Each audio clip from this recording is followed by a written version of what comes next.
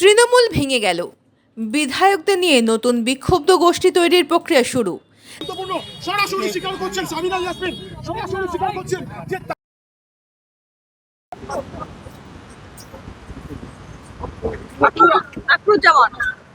কি হতে চলেছে? আপনি তো বহুদিনের বিধায়ক বিধানসভাতে, এবং এখন কেন বিধানসভায় এসেছেন? কি আছে আজকে?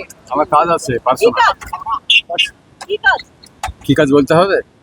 আপনি কি স্পিকারের কাছে কোনো কিছু নিতে? না, না, আপনি না। জমা দেবেন? না না, আমার কাজ আছে, পার্সোনালি কাজ আছে। আমার সমস্ত সব ডকুমেন্টস নিতে হবে, হ্যাঁ, আই কার্ড গুলো নিতে হবে। একসঙ্গে এত বিধায়কের একসঙ্গে কাজ। সবাই আপনাদের দেখা গেল না আজকে হঠাৎ বিধানসভায়, কারণটা কি? আমি তো আজকে তো এলাম, কালকে এসেছি বিকেলবেলায়।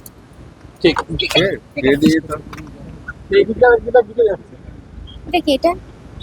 তাতে নেতৃত্ব দিচ্ছেন প্রথমবার বিধায়ক হওয়া ঋতব্রত এবং সন্দীপন। সূত্রের খবর, প্রাথমিকভাবে এই বিক্ষুব্ধরা আলাদা ব্লক তৈরি করে বিধানসভায় বিরোধী দলনেতা হিসাবে শোভনদেব চট্টোপাধ্যায় বদলে ঋতব্রত বন্দ্যোপাধ্যায় নাম প্রস্তাব করবেন।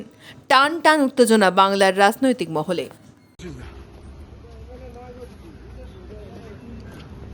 সুভাষিতা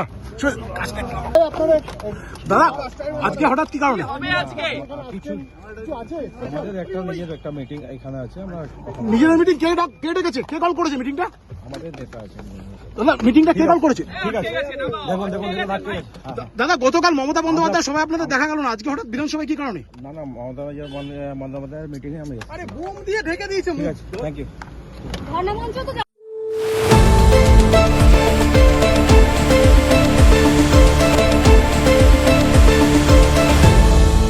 আপনারা দেখছেন এই বেলা বাংলা, শিরোনামে সবার আগে।